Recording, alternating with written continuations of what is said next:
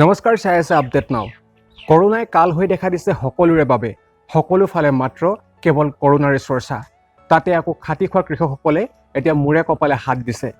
ফচল বেছি 2 টকা উপাৰ্জনেৰে সংসাৰ জোৰা তাপলি মৰাৰ আশা এইবাৰলৈ মাথো আশা হৈ ৰ'ব, কাৰণ সকলো ফালে কেৱল কৰোনা আৰু কৰোনা। শ্ৰমিকসকলৰ অৱস্থা তাতোতকৈ তথৈবচ।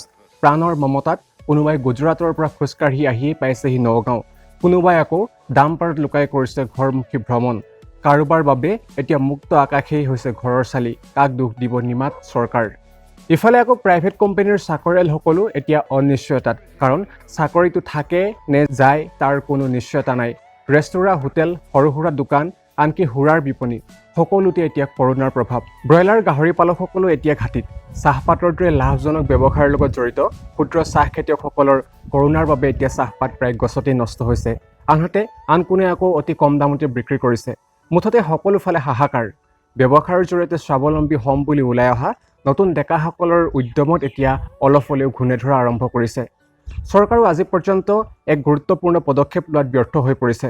চৰম অনিশ্চয়তাত সকলোৱে কেৱল নেদেখাজনক দিয়াই এটাই প্ৰাৰ্থনা কৰিছে, সোনকালে যাতে এই দূৰ সময়সমূহ পাৰ হৈ যায়। কিন্তু এইখন অসমতে লকডাউনৰ সময়তো ট্ৰাকে ট্ৰাকে ভৰাই দিন ৰাতি একাকাৰ কৰি ৰমৰমীয়াকৈ এচামে কৰি গৈছে কয়লাৰ ব্যৱসায়। কলাহুন কয়লাৰ ব্যৱসায়ক এতিয়া কৰোনাই চুব পৰা নাই। আজিও শ ট্ৰাকে অসমৰ পৰা খান্দি লৈ গৈয়ে আছে কয়লা। পুলিচ প্ৰশাসনৰ চকুৰ আগেৰে বৈধ অবৈধ দুই ধৰণে এই ব্যৱসায় এতিয়া চলিছে পূৰ্ণ উদ্যমে। শেহতীয়াকৈ 2003 চনৰ পৰা অবৈধভাৱে অসমৰ দিহিংপাটকে বৰ্ষাৰণ্যত কয়লাৰ বাবে খনন কৰি থকা বাতৰিয়ে সৰ্বত্ৰ চৰ্চা লাভ কৰিছিল।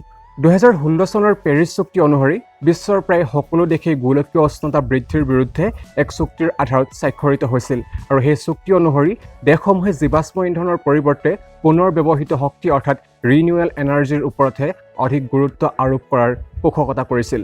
পেৰিছ চুক্তিত স্বাক্ষৰিত ভাৰতো এখন দেশ হিচাপে চৰকাৰৰ হস্তক্ষেপ এই ক্ষেত্ৰত তেনেই নগণ্য, কাৰণ চৰকাৰে অবৈধ আৰু বৈধ এই দুই ধৰণে কয়লাৰ খনন কাৰ্যত কোনো ধৰণৰ এতিয়া বিশেষ পদক্ষেপ গ্ৰহণ কৰা নাই, যাৰ বাবে এতিয়া চৰকাৰৰ চকুৰ সন্মুখে দিয়ে দিন ৰাতি একাকাৰ কৰি এছামে এতিয়া চলাই গৈছে কয়লা তথা অসমৰ কেঁচা সামগ্ৰীৰ ৰমৰমীয়া ব্যৱসায়। আৰু এইসমূহ কয়লা তথা কেঁচা সামগ্ৰী খনন অবৈধভাৱে ৰোধ কৰাত চৰকাৰে কি পদক্ষেপ গ্ৰহণ কৰিব, সেয়া হ'ব লক্ষণীয় বিষয়। আপোনালোকে চাই আছিল আপডেট নাও।